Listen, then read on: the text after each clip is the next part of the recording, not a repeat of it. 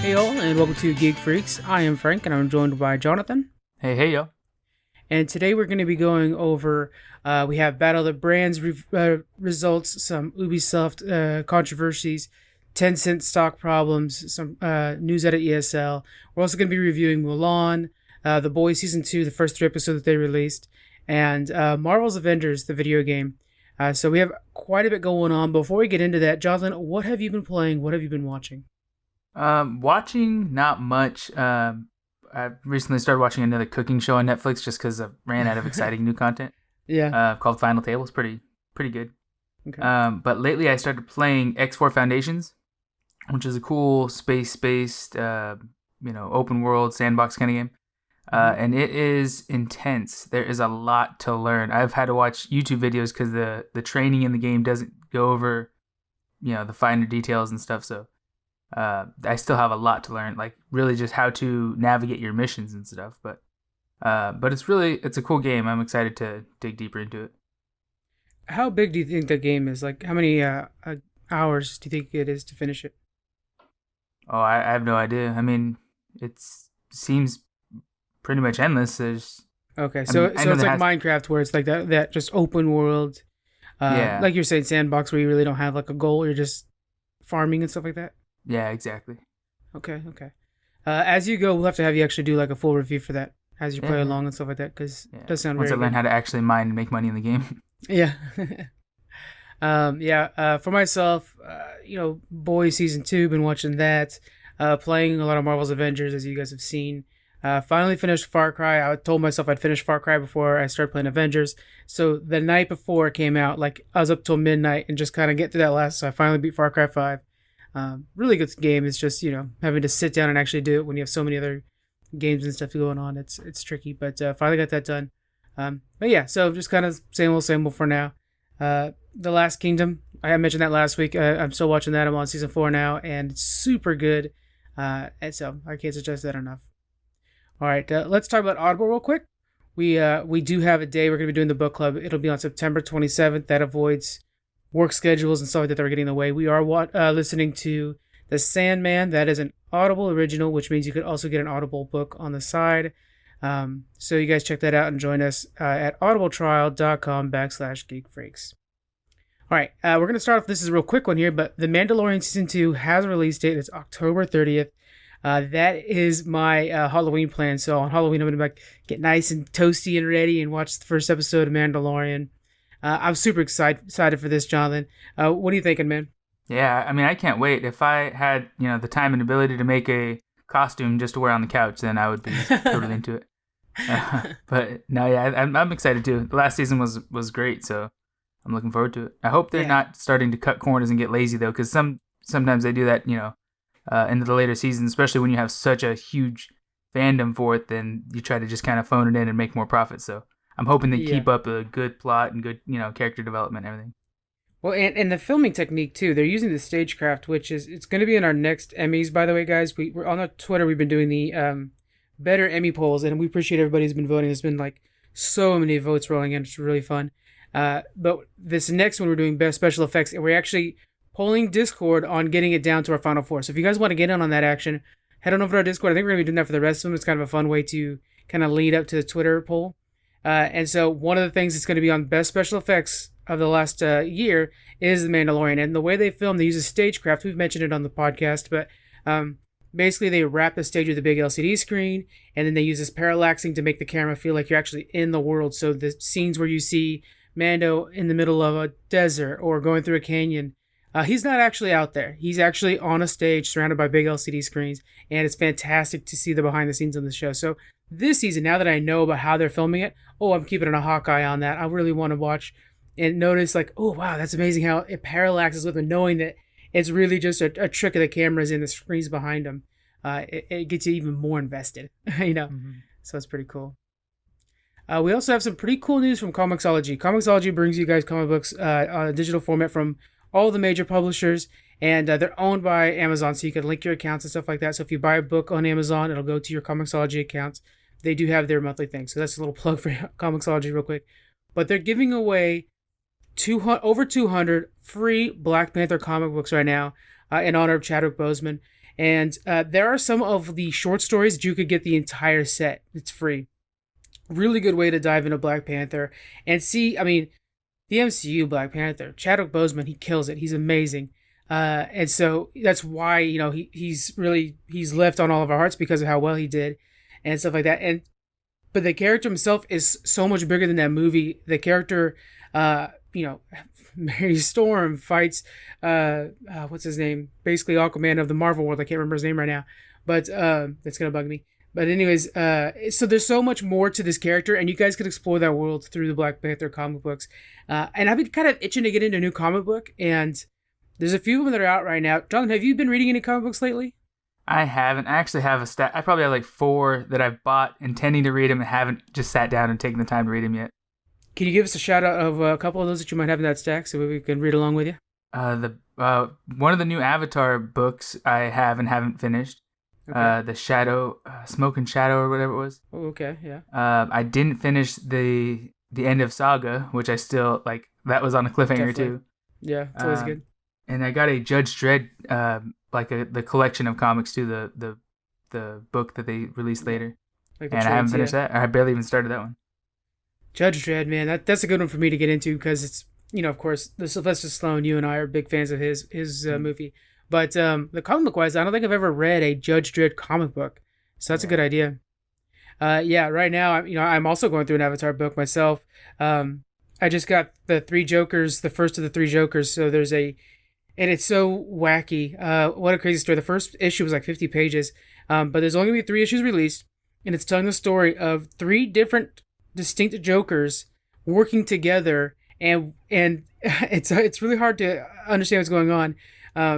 But basically, it's these 3 Jokers, and each one represents like a staple of the Joker. So one of them is the comedian, one of them is the criminal, and one of them is the clown. And the 3 main Batman heroes that are fighting this is, of course, Batman himself, who has ties with the criminal, who was part of the Joe Chill and stuff like that kind of shot the parents, stuff like that, Red Hood style. And then you have Red Hood himself, who was killed by Joker. Then he was brought back with this whole thing with multiverse and Superboy. But then we also have Batgirl, who was beaten and paralyzed by one of the Jokers. So each one of the heroes within our universe has a distinct Joker that's tied to them. Anyway, so it's really a cool story where, we have some of the Jeff Johns and stuff like that working on this thing. It's outstanding. They've been teasing this thing for 2 years. It's finally out. Guys, go check it out. I mean, it's 50-page comic books. You really can't go wrong with that. That's really cool. And because it's only three issues, they're coming to conclusions in the story quickly, which is really nice. I'm not going to say what happens at the end of the first one, but needless to say, I felt very satisfied with the ending of the first book already. It was like, man, that is a complete story right there already, and I'm happy. And now we have to understand why there are multiple Jokers and what the hell's going on. It's really cool. So that's a comic book that I just picked up, and so I'm looking forward to the next 2 of those. And then there's Negan Lives that's out. You guys check out Negan Lives. It tells the story of Negan outside of the Walking Dead main storyline where he's out on his own. And it's really cool. Yeah, I didn't realize Amazon owned Comixology. That's kind of cool. I'm hoping that because it's in a big company like Amazon, that they will like this where they're releasing 200 plus free issues, different or series of comics, that will help bring attention back to comic books and get people reading again, because they love the movies, they love these stories, and I think this modern generation, even our generation, has forgotten that all of these stories were written and based in these comic books, and there's countless of them that we aren't seeing on in movies. So really go out there and read the comic books and find those stories, and once you find one that you love and you spread the word about it and your friends read it and stuff like that, then there's a good chance that's going to get picked up and turned into the next blockbuster movie. So we need to be the ones that are filtering that out ourselves anyway. Totally right. Yeah, there's a big thing where in mainstream media they're totally happy watching the MCU, but they still think comic books are dumb. And it's like, where those ideas came from, right? And then there's countless times where I've told people like, oh, you liked Lock and Key? Yeah, that was a comic book, or something like that, where oh, you like Umbrella Academy? Well, it's a little more obvious, but that's comic book, stuff like that, where it's like comic books are source material for today. Exactly. Everybody's using these comic books now because they have really rich stories that already storyboard, like it's already a storyboard form where it's like, this is what the visual should look like. This is what Batman on the side of a building should look like. and then it's easier to make a film around that than it is just this idea of writing out what Batman would look like on side of a building. Yeah. But yeah. We have a conclusion to Battle of the Brands. We've been talking about this now for a little bit, and it's with a $1 million bid. So Fall Guys, really great game, has been hosting this Battle of the Brands and have been taking in bids to get a Brands skin in the game, KFC or something like that in the game. The best thing is the proceeds will be going to the special effects charity over at the UK. So they've been doing this for about 2 weeks. We've had all kinds of different people in there. There's bidet companies. The one I really wanted to win is the bidet company. Stuff like that. It's been really neat. But after the 2 weeks, we have a group of winners. So Ninja, the streamer Ninja, Mr. Beast, the YouTuber, G2 Esports, and AIM Labs came together for a united $1 million bid, and Fall Guys accepted the bid, and so now that's $1 million going to the special effects charity. Really cool. And now we're going to be getting this new skin. There's been mock-ups of like a Frankenstein skin that has all of them in there. Most likely, I think Fall Guys is just going to be really awesome and put all 4 of their brands into the game. Because it seems like Fall Guys seems to be kind of on the chiller side, on the cooler side. Devolver Digital too, I trust them, and they're the publishers for them. So I think this is really cool. I liked the idea of doing it this way, of giving people a way to donate to charity for the skins. So when you're talking about a skin, it's going to be a skin for a character, right? Not just like a billboard in the game or something like that? No, yeah, it's a skin for a character, yeah. Yeah, so like how you're saying, maybe they'll make 4 different ones. I think if they're not allowed to do that, because that would be ideal as 4 separate skins, but if they have to make one, they'll probably collaborate and make one that just looks the coolest, whatever their character they want them to look like, give it a special name. Mm-hmm. And then each of those 4 companies, those 4 brands, can take that character and promote it in their own marketing and stuff like that. So that would be a way to tie it together on their side. Yeah. And not have to have their logo on them or nothing like that. That would be really cool. If they, or even a step further on that, is design it around the special effects charity and actually make it look like the special effects charity mascot. I don't know what that is, or whatever, you know what I'm saying? Like, you could also do that, kind of really above and beyond. The reason I don't think that would work is because people like Ninja are all about their own brand. Like, that's what brings in, but I do like that Fall Guys accepted this bid because, really, you're like, well, it's 4 different people. It's going to be extra work on their end. But nevertheless, it's like, you know what? It's all for charity anyways. We'll take the $1 million. Because it was starting to stall out around, I think, 600,000, 700,000. So when they came together for this big one, it was like, boom. All right, here's all the money on the table. Take it or leave it. And they took it. So what does the special effects charity do? Good question. I believe this is one of them that uses, now I'm not positive, but I think it's one of those that uses gaming to help be inclusive for children of special needs. I think that's what this one does. I remember reading on it a while back when I was first writing the notes the first time we talked about it. Mm-hmm. I think that's what it does. But I could be wrong because I was also reading a thing about how Blizzard's adding controller support to World of Warcraft for kids with special needs. So there's something there too. But yeah, that's awesome. Yeah, pretty cool thing to have a charity for, I think, in my opinion. Mm-hmm. Yeah. Okay, we have Ubisoft. They're removing a controversial scene from their upcoming Tom Clancy's Elite Squad. This came out on Twitter, and right away, of course, everybody's upset about it and bringing it to their attention. So Ubisoft, they're facing some backlash. They also had some like sexual harassment stuff going on lately. So already the Ubisoft name's in a tough spot right now. But a scene in the game showed imagery of a protesting group with their fists raised in the air, which is the symbol used by Black Lives Matter. And they were calling this group, this fictional terrorist group, Umbra. And they were saying that, Umbra uses this unrest to falsely create like chaos and distrust with the government to try to overthrow them.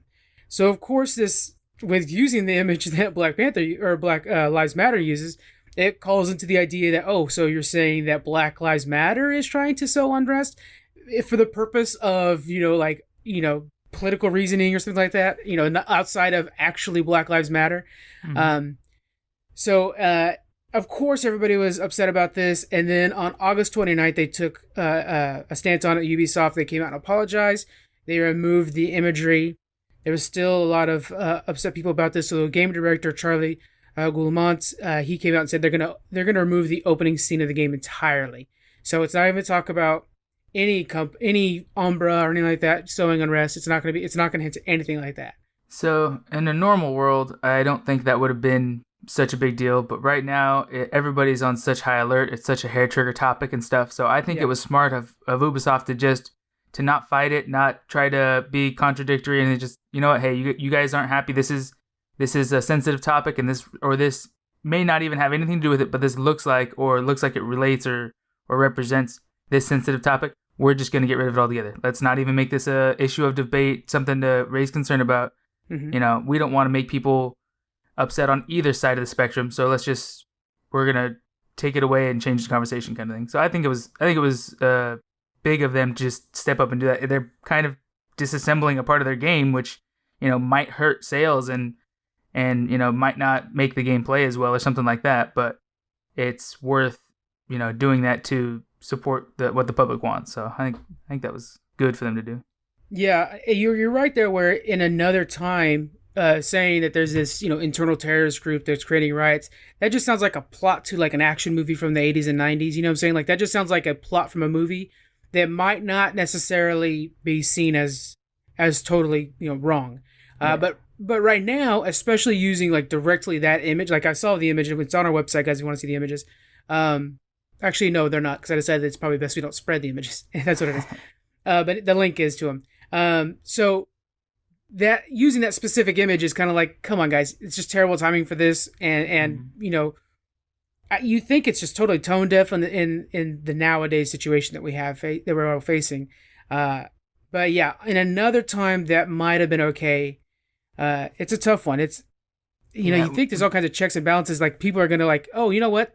Because one of the reasons this became a problem is not only from the internet blowing up, but internal Ubisoft employees, when they found out about developers on other games, and developers on this particular game that are not in charge of the cinematic that's playing in the beginning, because it came from a cinematic, were so mad. They were furious. There's internal memos going around saying like, why are you associating us with this?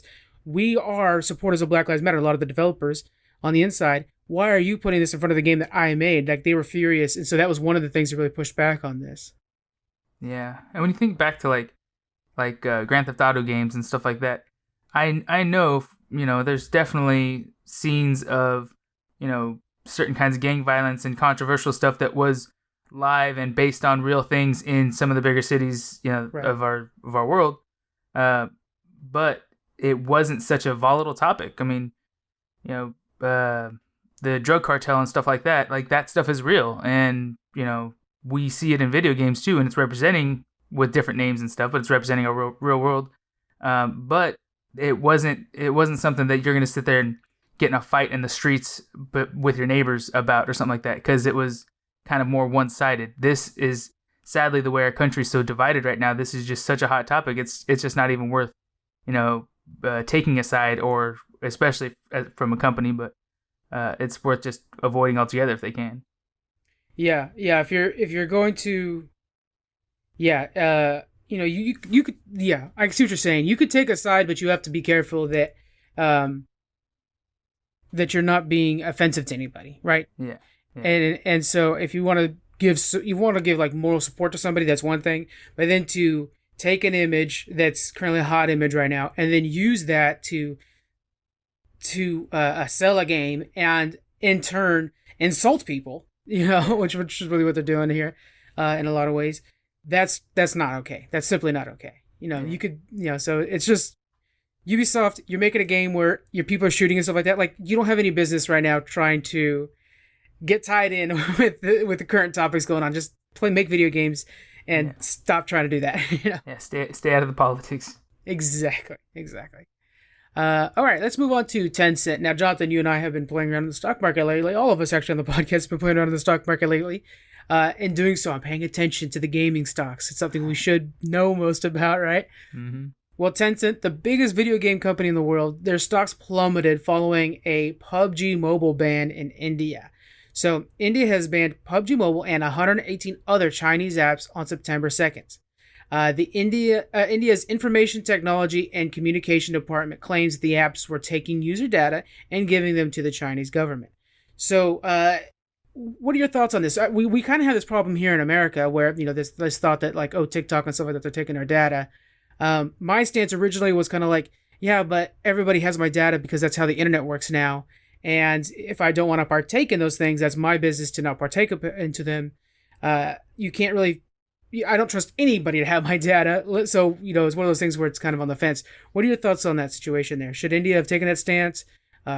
It's hurting their people or not? What do you thought? That's hard. I think that's the kind of Yeah. thing that you would have to let the people vote on as well, because like now they don't have these PUBG or TikTok or any of these apps, and it's very controversial because what's going on with the data? What kind of data is it? Is it just for marketing? Is it so every time I go on my Walmart app, now it's going to be blasting me with ads for the things that I already buy because the rest of the world's already doing that to you. That's typical. Yeah, the problem here is that it's not just amongst its own circles. It's not like Walmart's collecting its data for just Walmart. This would be if Walmart's collecting its data for Walmart and then sending it to the U.S. government. It's that equivalence. Yeah, but I mean, like that's what is the Chinese government gonna do with knowing that I like Black Sox rather than White Sox kind of thing? Like, what's that? How does that benefit them, and how does it hurt me? It doesn't seem like there's anything they could do. I mean, if they wanted my bank information, any hacker that's got enough skill can go in and access your bank account and change numbers and stuff. I mean, it's not like the Chinese government's coming for my bank account or trying to log into my video games or something. I mean, there's no. To me, I have nothing to hide that they can take from me that another hacker can't take. So I don't see really what's the worry about sharing data that's pretty much public data anyways with the Chinese government. Like they're not trying to attack us as far as we can see so far. At least I don't know. I right now totally agree with you, right? Because again, we live in a world where like the best way to fight people taking your information and using it against you is to live a boring enough life that to not be a problem. Like, I'm just Frank and I have a podcast. You guys want my stuff. You're going to work hard enough to get it.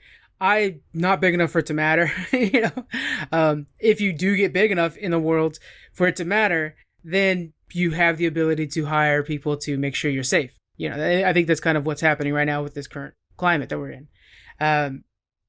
It's tricky. Yeah, I don't know necessarily what Chinese government is doing with it. We know that they're monitoring things. Of course, you'd assume for like trends and stuff like that to make adjustments within their own country. But we just don't know what they're using the data for. And but I do see like it's a problem. And what it is within the Chinese government, there's actually a law. So this is actually what's happening. There is a law that says that all companies must be able to give information to the Chinese government. So there has been many times where they're just not giving the information over. Like it's not like it's just, oh, here's all the information all the time. But the Chinese government has requested the information on an individual, and then they can go to Tencent and like, yeah, that individual plays PUBG. Here's the information. So that's technically how it works. It's not like there's a server in the Chinese government that they're sending all the information to all the time. So there's that, and let us know on Twitter, guys, because this is we're gonna have a few topics today actually, where you probably should go to Twitter and let us know what you guys think, and we'll discuss this. And we're always happy to learn, and Discord especially too. And yeah, this is one of those things where what does this mean? You're taking away people's abilities to play PUBG Mobile, and yet in turn, I'm okay with that, or it's one of those things where it's on the fence. Personally, myself, I think everybody already has my data that really, so it really doesn't matter. So I want to play PUBG. Don't bug me. And I'll play PUBG, What I could see it being, and again, I don't know what the Chinese government's doing. I don't know if it's even true that people are giving them data. But I don't know if we've seen that to be fact, but I could easily see it being like a digital version of our census. I mean, we go around and gather up information from Americans everywhere and say, hey, how many people live in here? What's your race? What's your age? What's your gender? Which is private information that the government doesn't really need to know, but somehow they think they deserve it, and then they use it to, I don't know, do their statistics and stuff. Real quick, the government does need to know the census data because that's how we divide up our House of Representatives. It's how we make sure that people are being well represented. That's true. They need to know the quantity of people, but they don't need to know your gender and race, right? Well, the reason they want to know your gender and race is so that they can make sure that, this section of population is mostly this particular race, but they haven't been getting representatives that care about that race often. So we need to figure out if we need to draw the lines to where they, in an ideal world, that's why gerrymandering has one particular thing that it's supposed to be used for. It's to make sure that like an underutilized or underrepresented race or people have a representative that represents them in our House of Representatives. And so you can draw the lines to make sure. Yeah. If one city is, all, a certain religion or something like that, but the governor's different or the representative's a different religion, then hey, maybe we should make that one group represented by somebody that understands their values. Right, because a lot of times the lines will be drawn up where you have a section, a group of people that live in one particular spot, and that section is divided up into multiple different things. Ideally, they're supposed to draw to where, okay, well, let's change the lines a little bit so that this section has a representative that actually represents the people there accurately. Yeah. So that's the good part about census. But in this situation, yeah, I think it's more of a marketing thing where they're just like, oh, well, look, there's a lot of young teens that are over here. The young teens are into this certain anime, so let's make sure we focus a certain anime towards this one particular population because we know that there's a lot of young teens in this population. Yeah. Stuff like marketing side. But yeah. Yeah. And I mean, China's huge, so they're doing something right when it comes to marketing. Yeah. Oh my God. Yeah, they're a beast. So after the ban, Tencent lost $14 billion in the markets. And India was 24% of PUBG's installs, which means they were the biggest audience.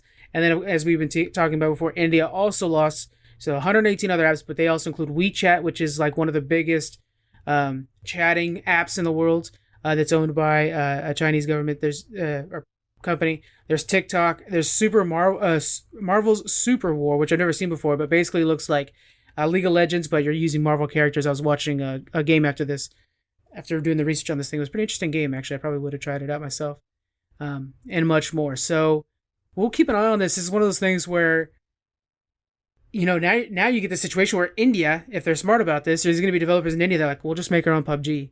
And that'll be what happens. And you'll get your own version of TikTok and stuff like that. We've already seen multiple versions of TikTok pop up since its popularity. And we're going to see that now in India, a big surge of that. So if you're looking at the stock markets, wise, you might want to pay attention to the companies in India that develop games because they're probably going to have a little jump in their stocks, right? Because they're all going to start coming out with replacement games for these things. And so it's something to keep an eye on. I wonder if India wanted to work a deal with licenses for specific games that you can have that Marvel Super War, you can have that in India, but you have to sign this agreement that no data is going to be leaked to the government. I wonder if the Chinese government would allow that on a game by game or app by app basis, and if India would be willing to do that kind of negotiation.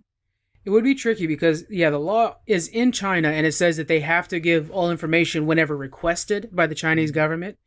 So you would have to make an exception to the law. And I don't think China's on board with that very often. They don't seem like they're 100% in on that idea.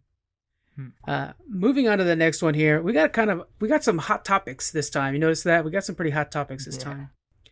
ESL's is banning coaches for cheating.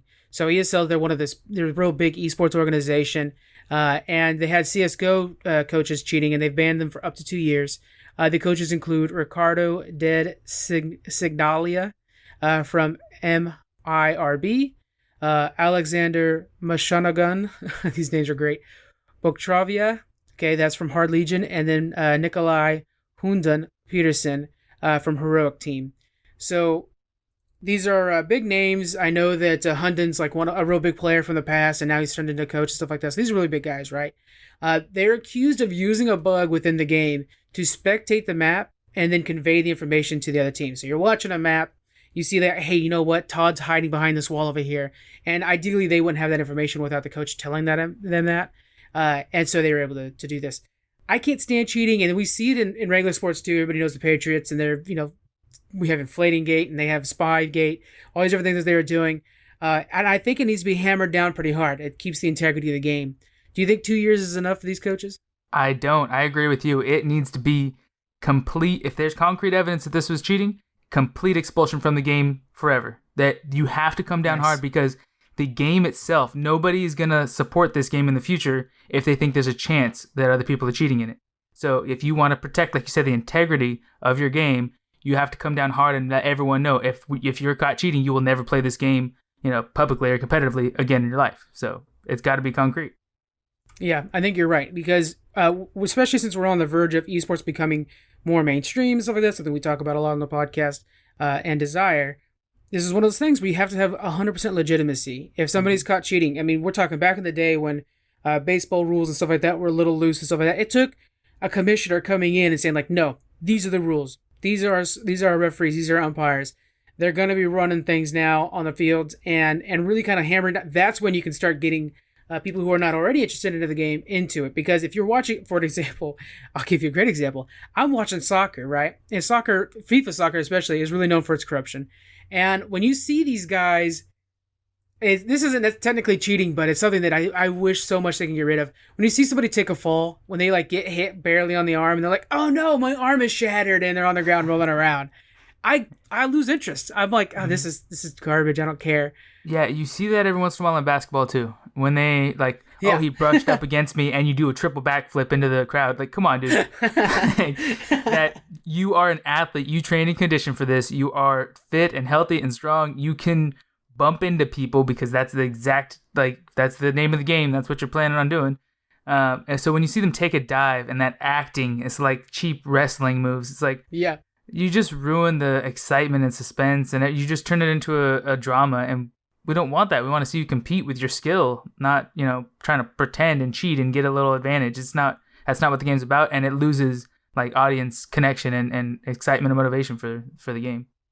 100% right. As soon as you said basketball, I'm imagining like LeBron. He like goes back and his arms are flailing in front of him. Like, oh no, my body is so soft. Yeah. That's a great example. ESL has worked with Valve, the makers of CS:GO, to confirm that the bug and issue existed, and they went to disqualify the coaches and their teams from the tournaments that they were cheating in. They explained in a statement that other coaches have encountered the bug as well, but have decided to not use the advantage. So it's not one thing where it's like, oh, it's a bug and they didn't know it was a bug. No, there was coaches that saw the bug and saw, no, this is wrong. This is not how you win, and decided to not use that advantage and then went without it. So it shows that there was an active decision to cheat by these three coaches. All right, we have another one here. This is one of those things that doesn't really fit in the 4 categories that we're supposed to cover, but it reminds me of our space hotels where it's like, this is still geekdom. We still got to talk about some geekdom stuff here. Right. And it sounds so interesting to me. So Facebook, they might be banning news from their site in Australia. And we're going to explain both sides, and then we're going to come down on what we think is right and wrong. And then you guys head over to our Discord, and let's fire up this conversation. We've been doing this a lot lately. Discord's getting spicy now. We got people that are sitting there giving their sides on each side of the argument. I love it. It's really good. It's what's best for. So Facebook threatens to cut off all news to Australia if they enact a new law to pay publishers. The Australian Competition and Consumer Commission, ACCC, that's fun to say all the time, are working on a new law that would force Facebook and similar companies, so Google's also not a fan of this thing, to pay news sources for the content shared on their sites. Now, we're going to get both sides on this thing, okay? Let's give the publishers their side. So the reason the publishers want this law in place is because they're complaining that people will go through their news feed, see a news article based off the headline and the short blurb underneath it. So if you guys are familiar with, like, when we share news from our site onto our Twitter feed, you'll see on the top, ESL coaches cheat. Then you'll see like the first few sentences that I wrote in the first paragraph saying like blah, blah, blah, blah, blah.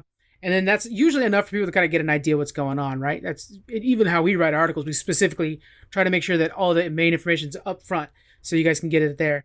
If you guys were to click on that link, you'd go to the website. And if for like CNN and BBC and stuff like that, they have advertisements on their website. That's how that company is getting paid, is if you click on it and go to the website has advertisements on it.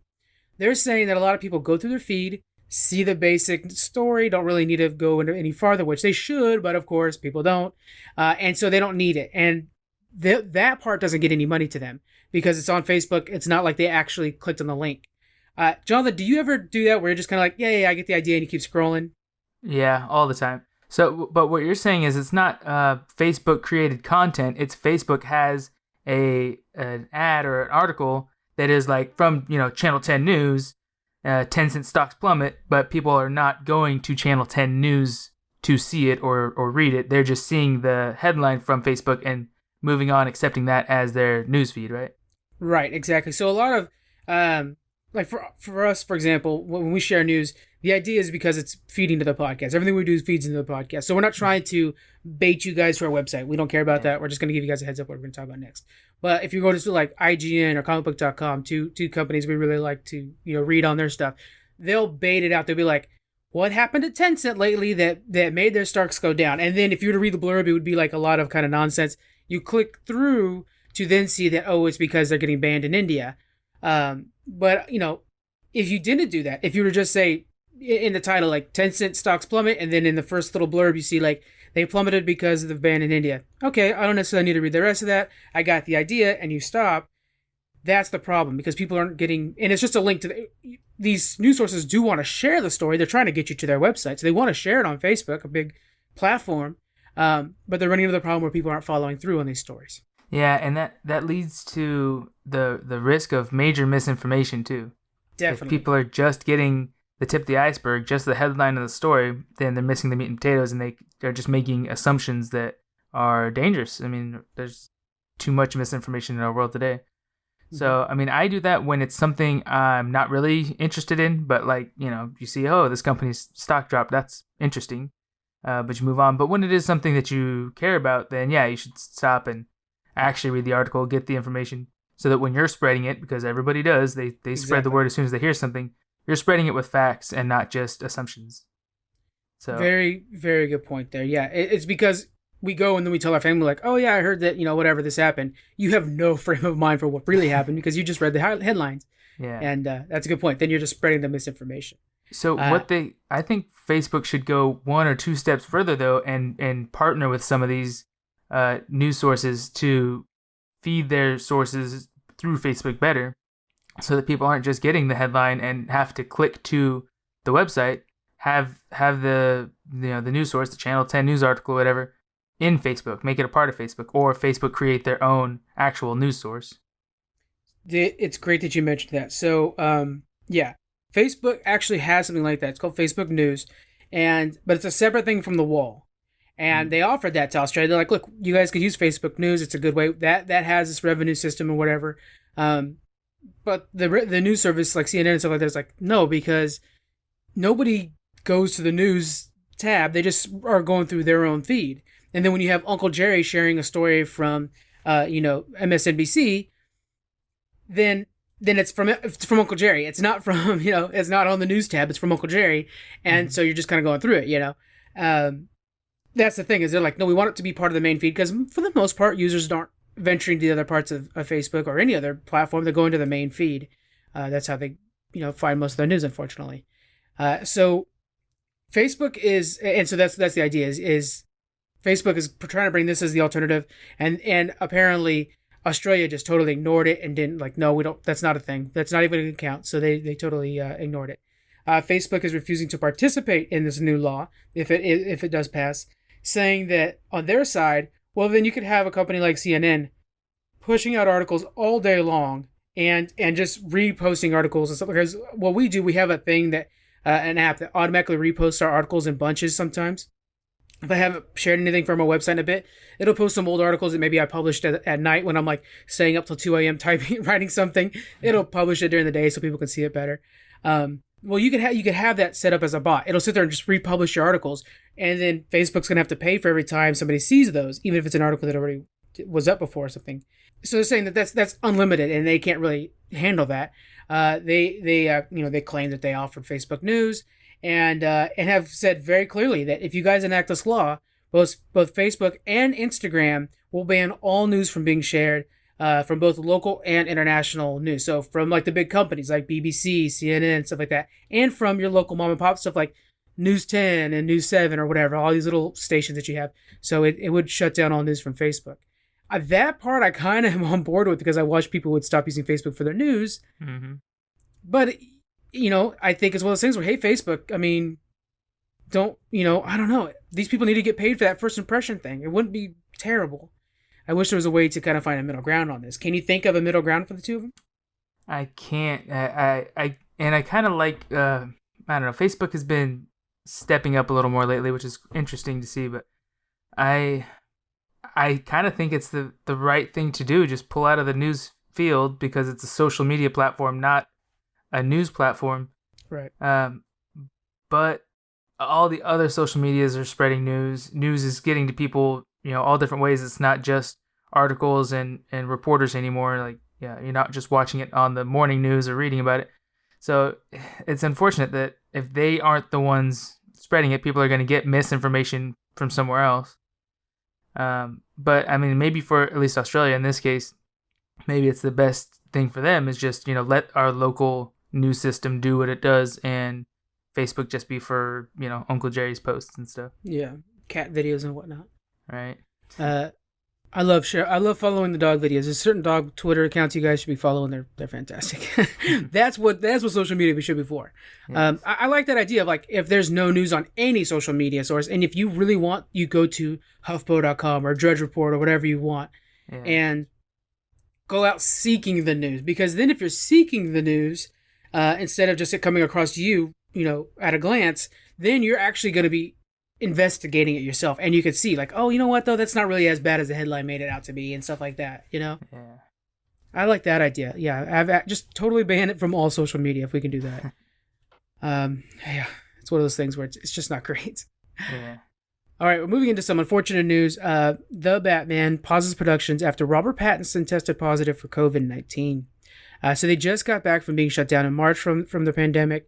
And Warner Brothers officially halted productions on the Batman Levesden studio in Levesden, Hertfordshire, England, guys, basically. They're real particular over there in the other nations about filming during COVID, especially with American actors, because, of course, there's this heightened scrutiny of, if you're going to come over here from America, we have to be careful, So they just shut things down right away, and everybody's being careful. Everybody was really excited for Batman because we got that trailer during Fandom. But that Fandom trailer came from only 30% of the film being made already. So they have much more of the film to finish up. This is unfortunate. I mean, it sucks. Of course, you don't want anybody getting COVID. And then, of course, we're also waiting for the Batman. We're hoping that doesn't get delayed any farther. There's that little side thing, too. Just hopefully everything goes well, right? It's tough to film these movies during this time when we're still in transition phase. Everyone's trying to find a way to move forward and stuff, but it hasn't been completely contained yet. It hasn't really been, there's no vaccine, so we just got to keep trying. And I like their reaction though. Hey, he's got it. Let's just shut down. The world needs to see that when somebody gets sick, we do all of our precautions, whatever we can. And then when someone gets sick, we don't just, cover our mouth and keep working. No, you got to shut down, get away, get better, and then try to start again when everyone's healthy again. I think you're right there. Yeah, that's 100% the only way we're going to get past this is if we take it seriously when this goes down, shut things down, take care of it, come back. That's the only way it's going to work. If you sit there and try to drag it along, you're just going to spread it more, and then you're talking about months delayed.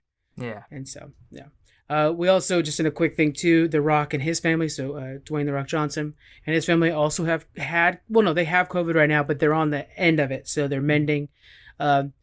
He's healthy as a rock, so he's healthy as can be, and so you'd assume that he's gonna be okay, but it can really take anybody.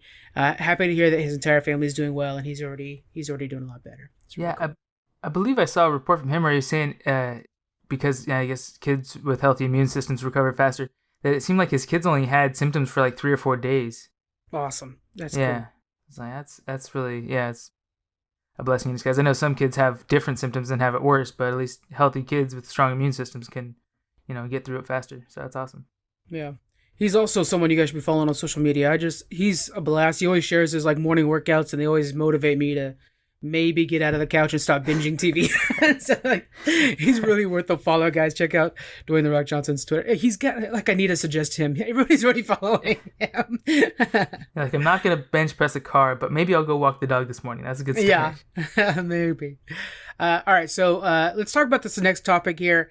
But let's go into some kind of settings of what's going on here. So first off, we had a interview with John Boyega and GQ magazine where he spoke to his character being sidelined in this new Star Wars trilogy. He feels due to the fact that he's black, that he got sidelined. So you and me, we're going to discuss this conversation, but we want to make it clear that we may not know the right perspective on this. Sure. And we're always open to you guys' educating us and informing us and stuff like that, stuff we don't know. So just let us know. Okay. To be clear, too, in case he's not a household name, because I had to Google this to verify, just to double check. But John Boyega is Finn from the new Star Wars series, right? Good call. Yeah, very good call. Yeah. That's a very good point. Yeah, because he probably should have been a household name based off the first movie. You're leading into our story, John. Yeah, right. Everybody knows Rey. Everybody knows Rey. And Adam Driver, everybody knows Kylo Ren.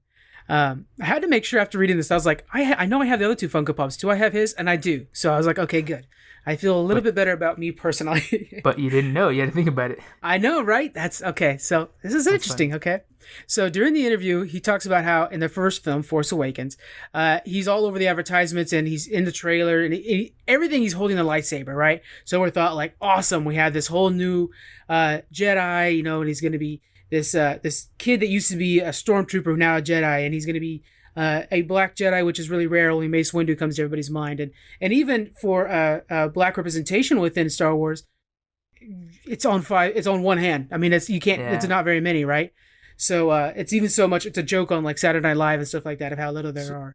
I think it's only Mace Windu and Lando Calrissian. Lando Calrissian, yeah. Yeah. There's the guy placed by Forrest Whitaker in Rogue One, but I mean, like, seriously, they're one-handed.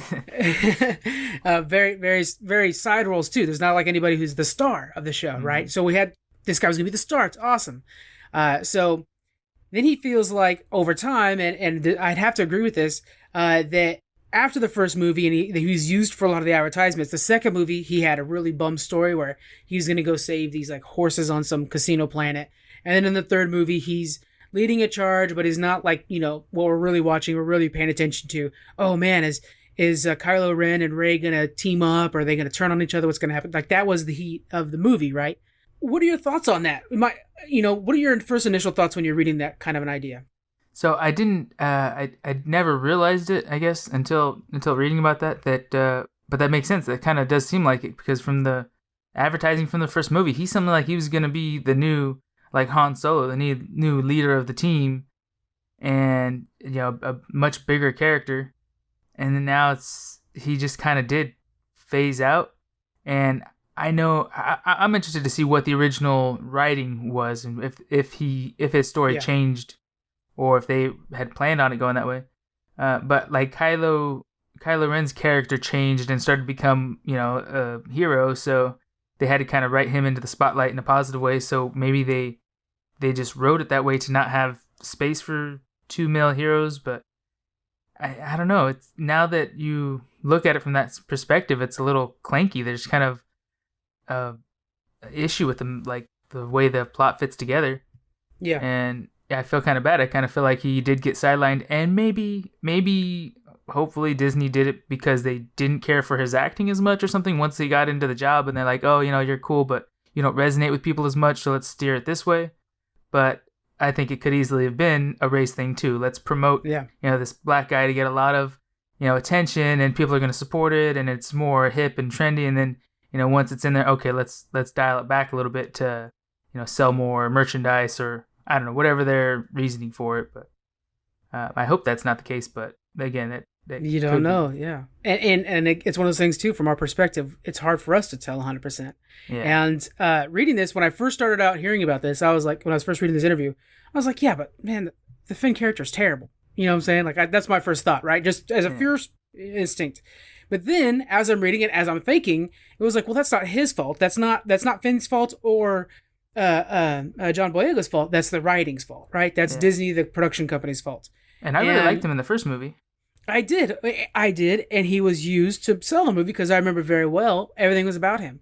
And another character I was excited to learn more about, Poe Dameron, and Poe was pushed to the side as well, in a lot of ways, and there could be something there as well, but nevertheless, as I'm reading this, I'm starting to realize, yeah, that's right, because the story shifted and we had the change of directors. There's that whole mess of and he even says he does not blame J.J. Abrams, and he actually says, and paraphrasing on this part, he says, JJ came in and saved your guys' ass, is what he said to Disney, about Disney, because he came in into the third movie and he feels like got things back on track a little bit, although that third movie was rough, to say the least. But yeah, so he claims that, the Rey's character and the Adam Driver's character, Kylo Ren, both had these deep stories where you're learning about their background and everything like that, and they have this nuance and stuff like that, and then in the first movie, his character did as well because he was the stormtrooper that was confronting his identity and then moving on from that. And then into the last movie where he was kind of a sideline, not that big of a character. It was pretty black and white. Like he was the hero going to save the day, nothing up for stakes. Here's a quote from him. Let's go ahead and get this quote in here. You get yourself involved in a project, and you're not necessarily going to like everything.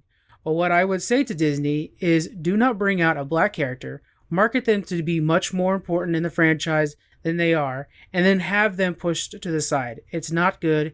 I'll say it straight up. So that's where he's saying, like, you guys used the Finn character in advertisement, and then all of a sudden he's not that big of a deal. In the first movie, he seemed like he was going to be the main star, and then he's off to the side. So I think that was his big complaint there. Yeah, I think Disney needs to work on being a little more subtle with their marketing too. Like one thing in one of these newer movies, they have that little robot guy that's a wheel with cone head and stuff. And, oh yeah, the new one, yeah. Yeah, when you see that, you know that's only in the story. That was only created. Same with those little fluffy egg-looking dudes. Yeah. Those were only created to sell merchandise. Like that's not part of the story. Why do you write these things in? Why do you add these things just to pick our pockets? Like. And our, for our children and stuff, like, what happened to making a story and then after a good movie comes out and people like it, then you create a merchandise afterwards, after the fact. Don't think about it when you're writing it, when you're making it. Don't think about, I'm going to cast this character because he's a certain race and it's going to help promote the story to start with. You just make a good story and don't sit there and try to manipulate the consumers. Like, that's not right.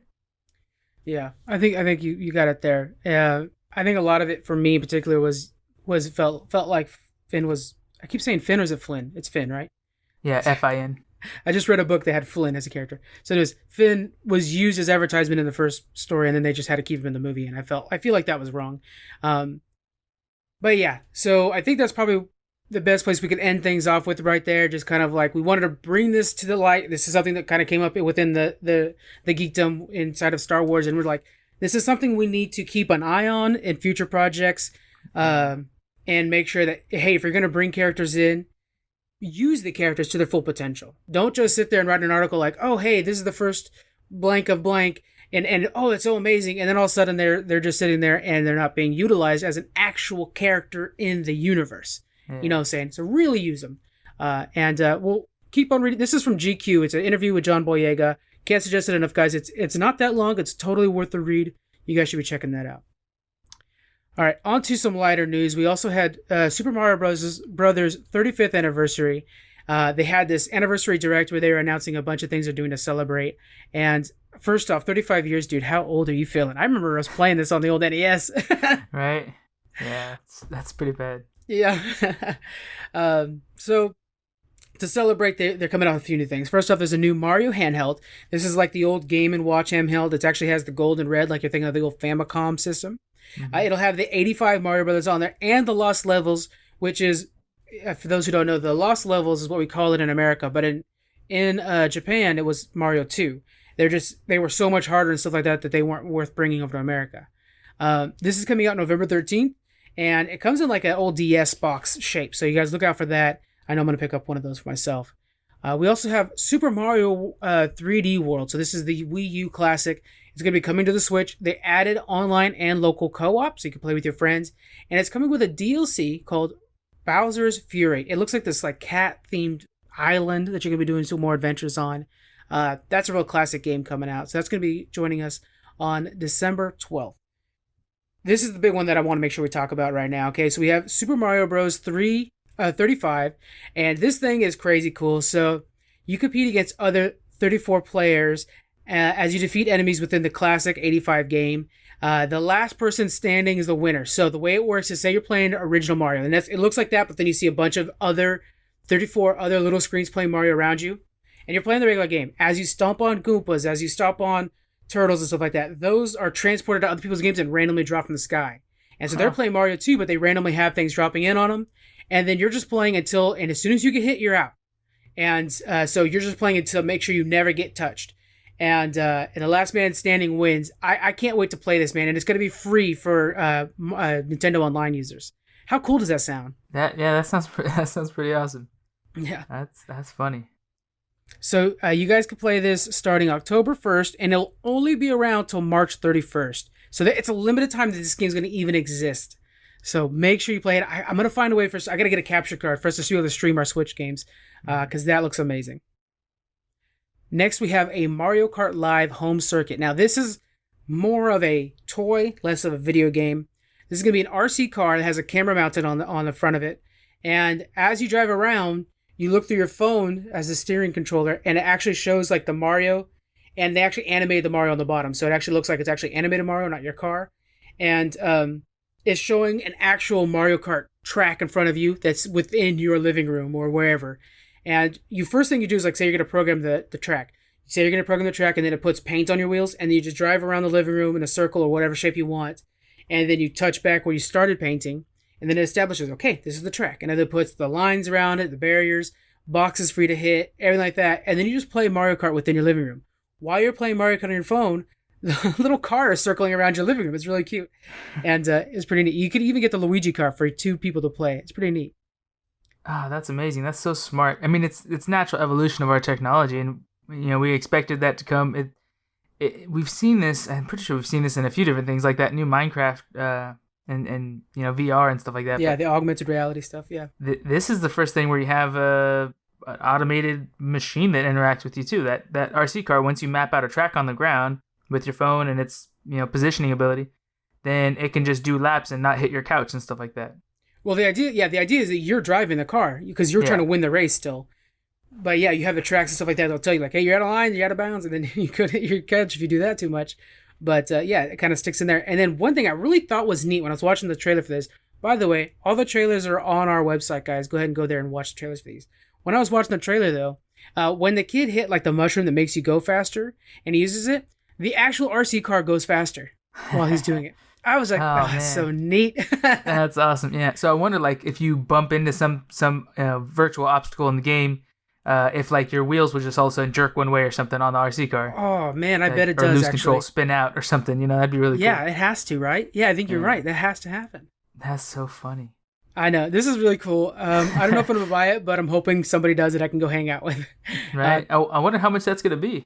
I don't know yet. They didn't actually give a price yet. So we know like for the Legos that they're doing also for this was $250. I have a feeling this is going to be around the $200 range at least.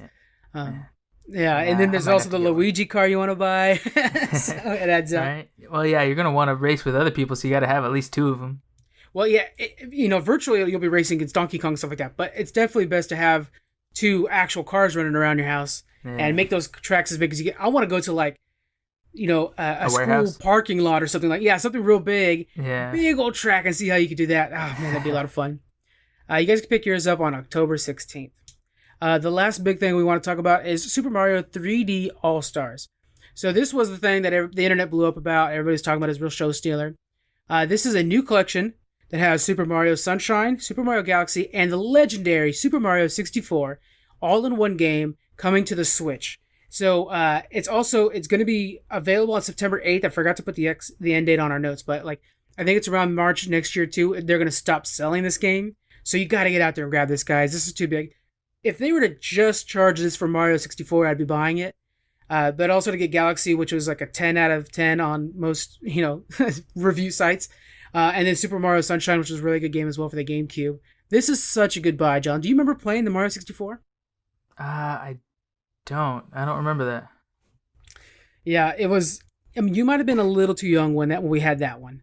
Yeah, probably. I know you played Diddy Kong, but that one I think you might have been a little too young on. But it's just such a good platformer, really hard. I know I never beat it, but this is my chance. I can beat it now. Nice. Oh, really good. Okay, guys, so that's all the news. We're gonna now go into our reviews. We're gonna be reviewing Mulan, The Boys, and Marvel's Avengers. All right, John, why don't you go ahead and start us off with the reviews? Tell us about Mulan. You want to break down kind of.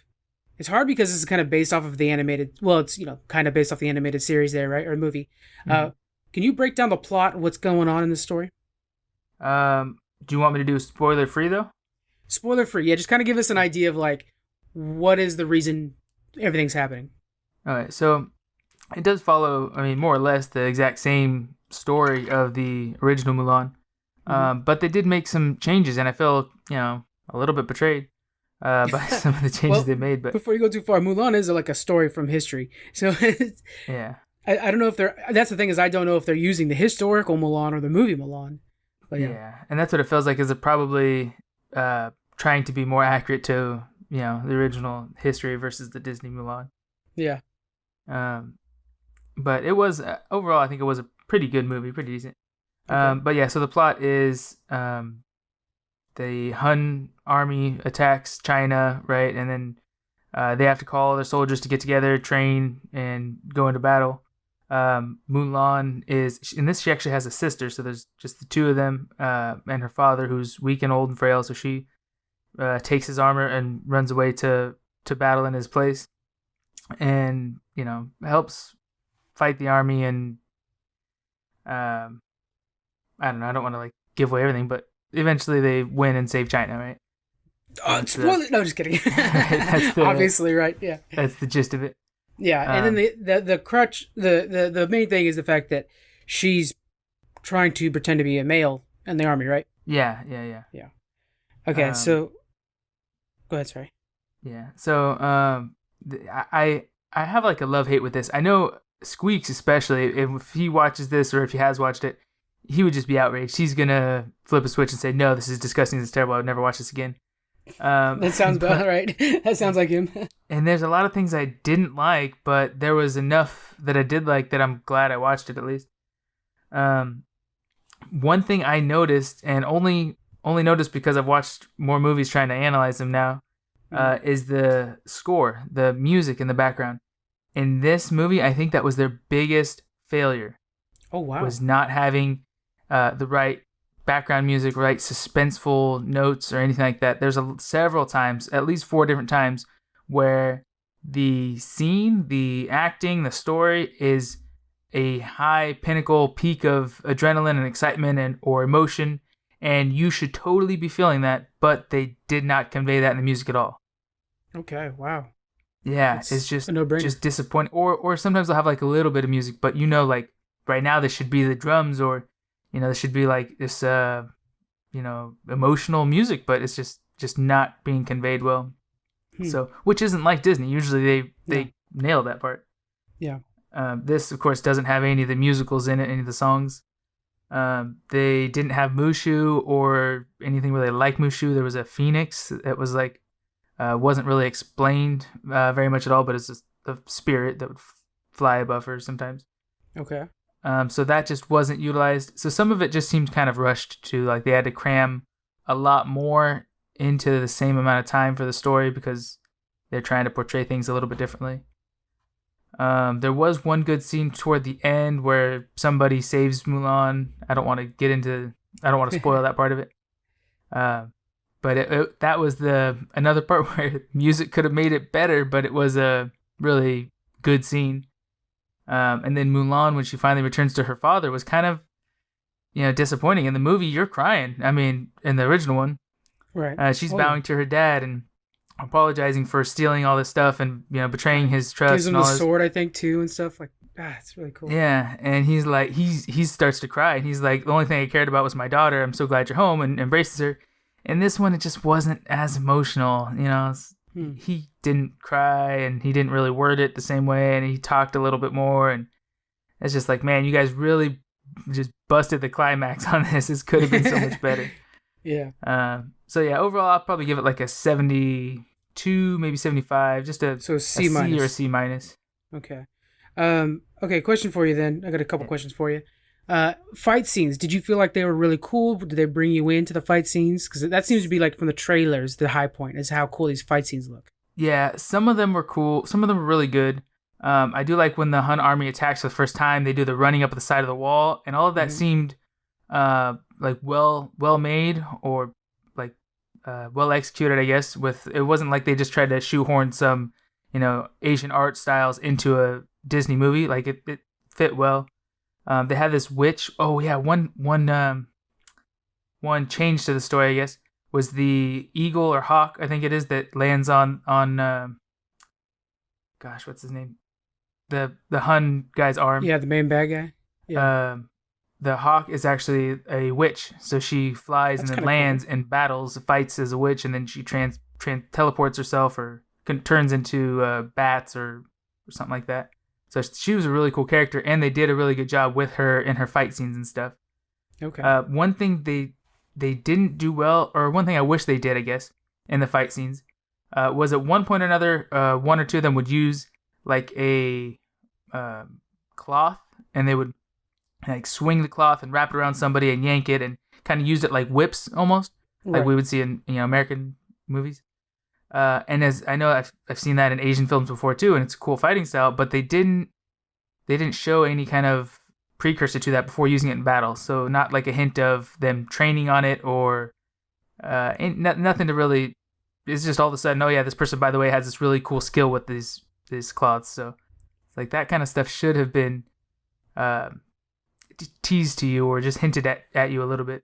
Also, the scene from the original movie where she blows up the side of the mountain and causes an avalanche, they had a similar version of that, and her story of how she caused the avalanche was a little better, I think, in this one. It was pretty cool. Really? But the fact that she knew that the side of the mountain was going to cause an avalanche if it was struck, there was nothing leading to that. In the original one, I believe she heard a creaking in the snow, and there would have been a good opportunity for just a 2 or 3 second scene where she looks up at the side of the mountain and hears a creaking in the snow, but she didn't. Because So in the original, she's about to fire upon the Huns as they're coming, and then she's like kind of looks over at it, and then so there's something that kind of gives her the indication it's over there, and then fires up to it, right? If I'm not mistaken.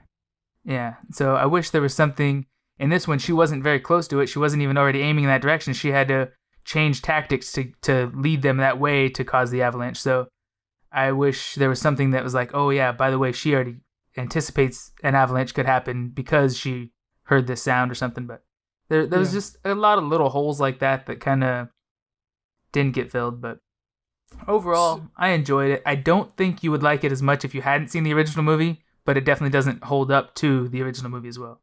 Yeah.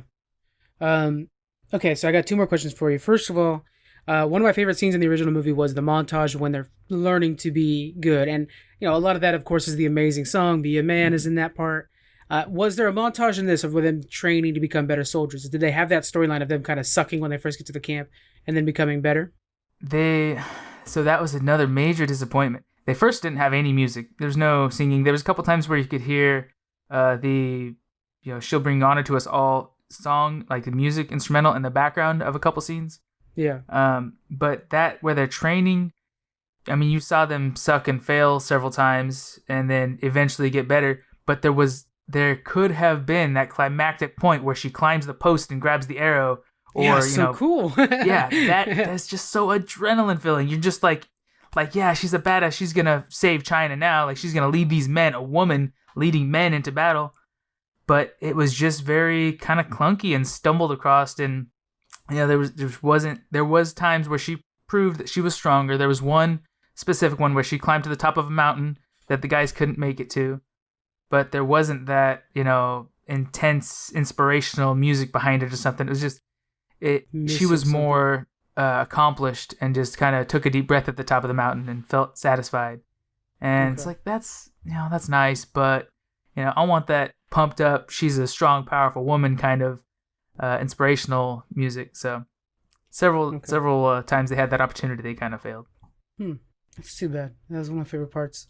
Okay, so then the last thing for you here, we had a big love story kind of blossom out of the first movie, with like it started with respect and then of course became a love story towards the end.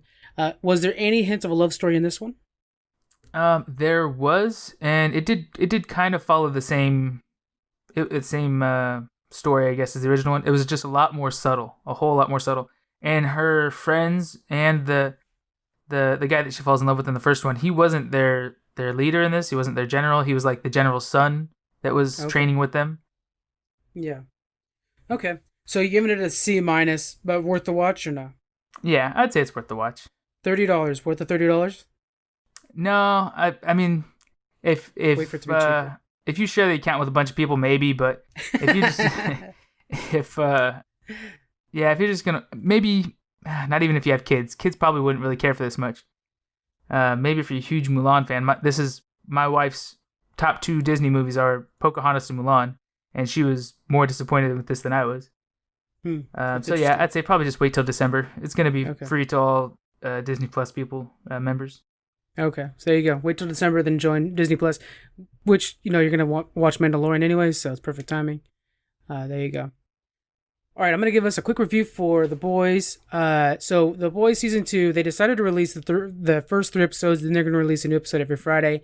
Last season they ended up releasing the entire season all at once. So I'm gonna first start by saying they definitely should have done the entire season at one time. And they're actually getting quite a bit of review bombs, which we're against review bombs here, because of this release format. If you're going to review the show based on its content, not on something that Amazon's doing on the side. So yeah, if you're going to like Amazon's own page and looking at the reviews, it's real low, and that's just because people are reviewing or review bombing it for the release factor. But the show itself is actually not very good. The first season I really loved. I loved The Boys for season 1.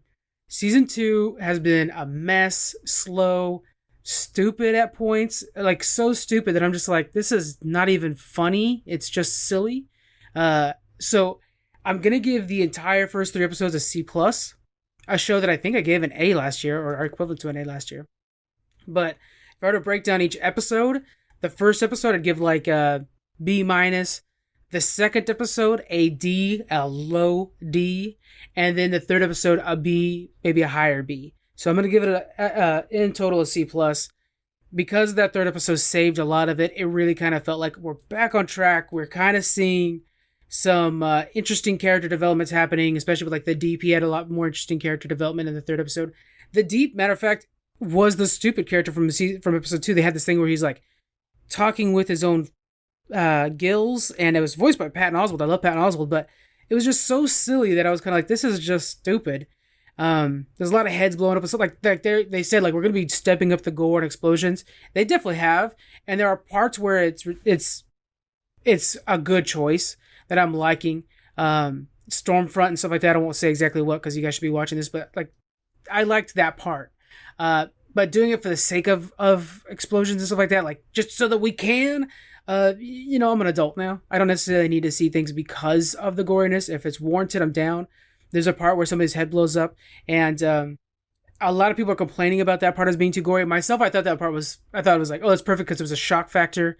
I thought that part was done well, but there are a lot of people complaining about that piece particular. Story-wise, we're at this point now where this idea of super terrorists are out there. We had that follow from the last season. Oddly enough, in the very first episode, they actually changed who the super terrorist is, though, so that's kind of weird. Like, they actually kill off the standard super terrorist that they were using from last season, and they introduced another one, I think, in episode 2. They needed the new one because it needs to be kind of tied into the boys a little bit better. We get that. None of the characters really feel interesting right now. They're on this redemptive arc with the Deep, which, I'm one of those guys that, because of his actions in episode 1, season 1, I'll never redeem him. And so... And some of the characters are that way too, which I really do like. Like the reaction from some of the characters that he's wrong has been, fuck you, dude. So there's that.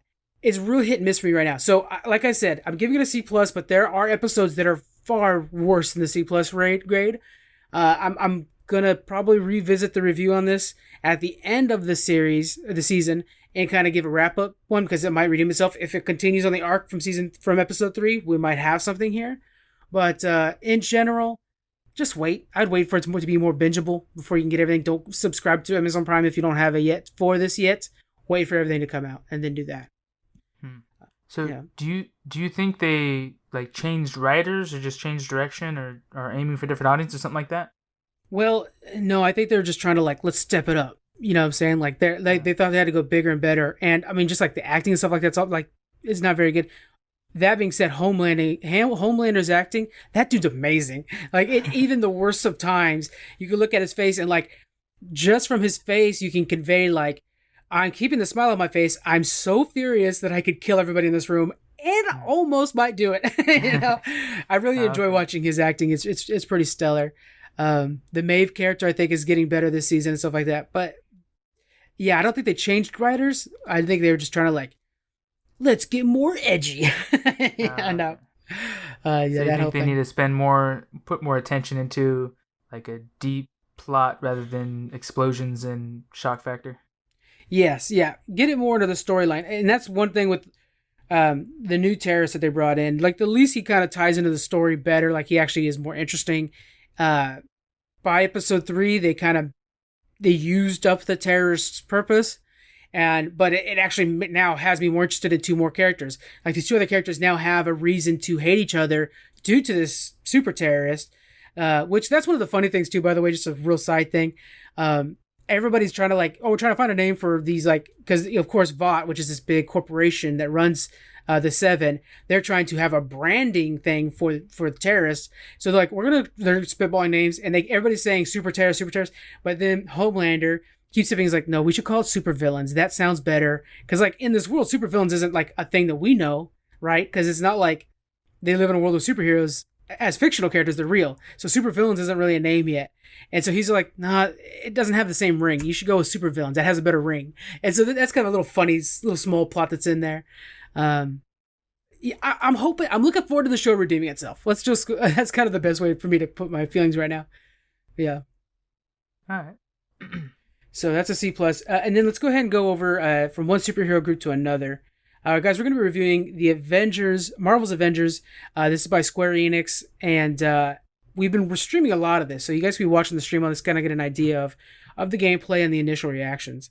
I'm going to break down the plot of this real quick, because one big plus to this game, I'm about 8, maybe 10 hours into the game, so I'm pretty far into the campaign now.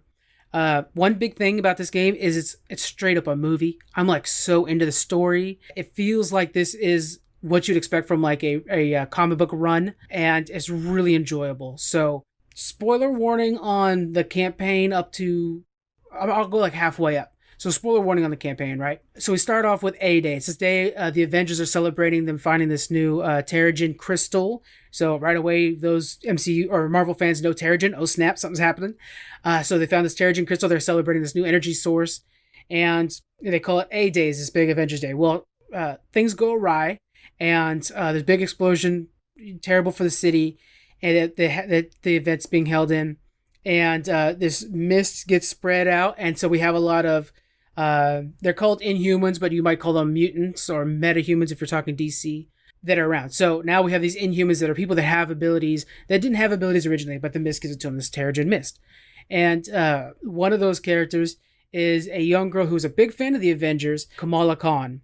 And she's basically the main character you're following through the initial part of the storyline, and you can tell it's kind of just the front man of this whole game, which is really great, because Kamala Khan is Miss Marvel in the comics, and is a character it's somewhat new to the comics, but is fantastically written in this game. So I think she's becoming everybody's fan, or she's becoming everyone's favorite real quick, and she plays very well too, combat-wise.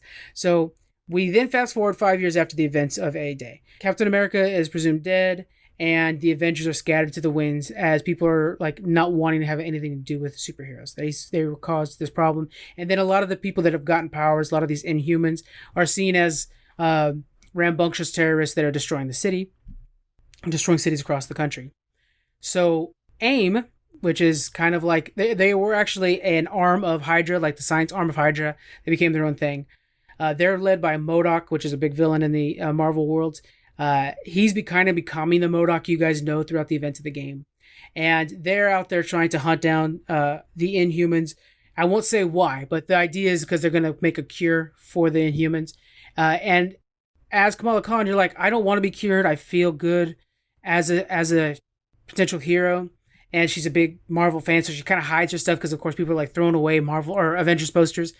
And so she then goes to try to find the Resistance, a group of heroes that are fighting for good.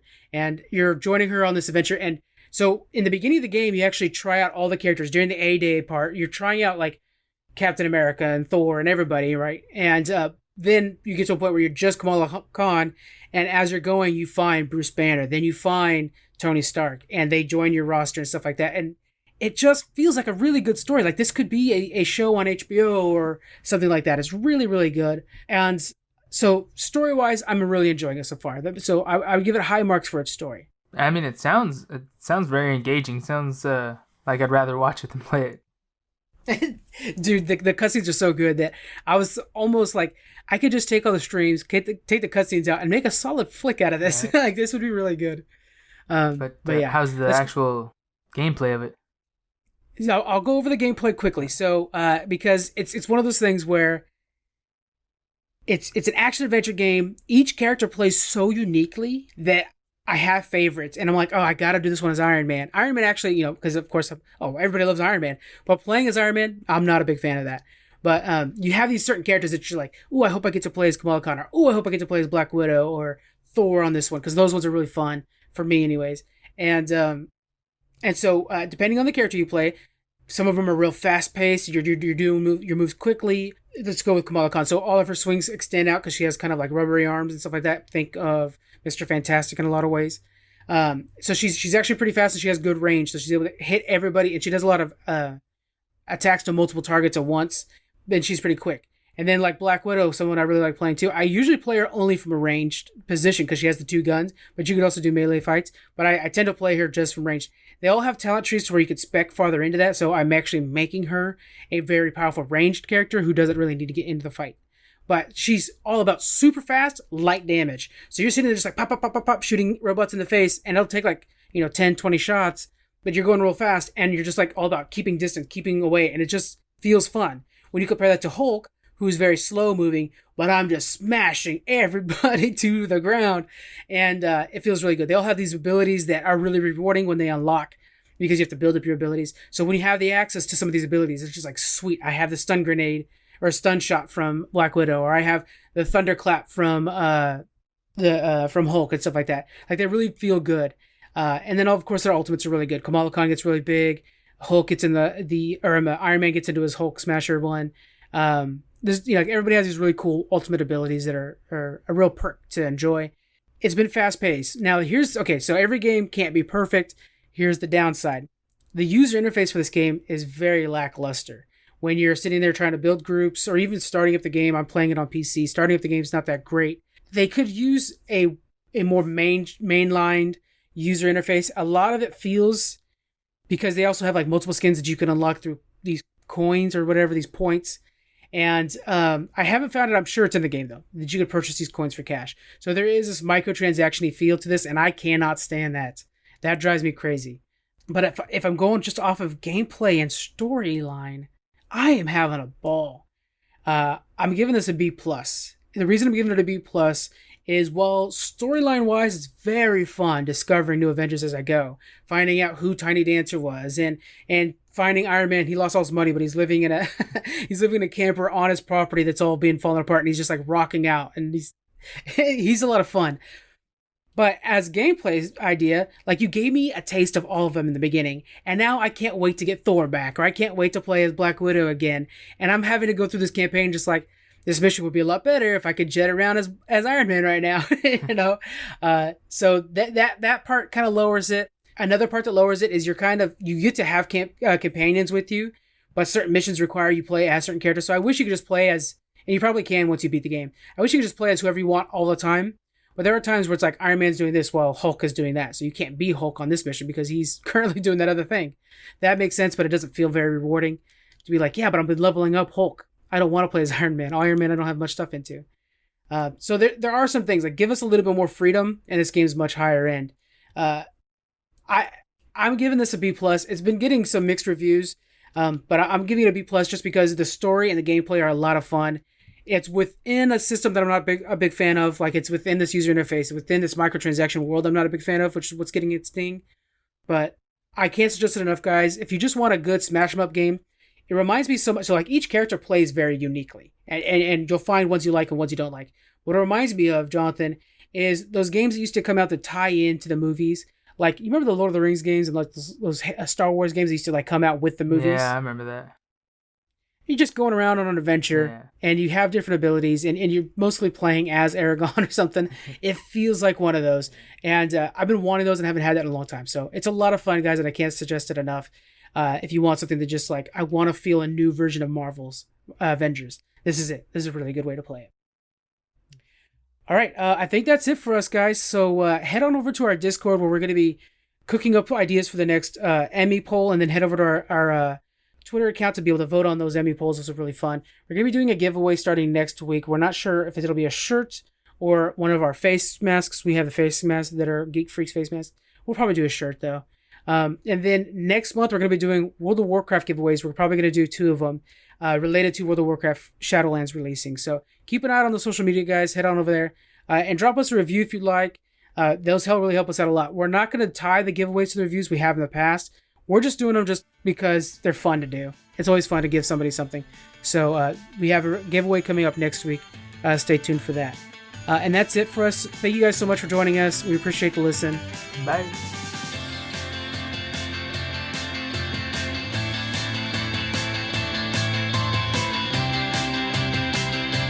for joining us on the Geek Freaks podcast. You can find us on Twitter at Geek Freaks Pod. We're also on Facebook, Instagram. You can email us. We have our Patreon and a store. All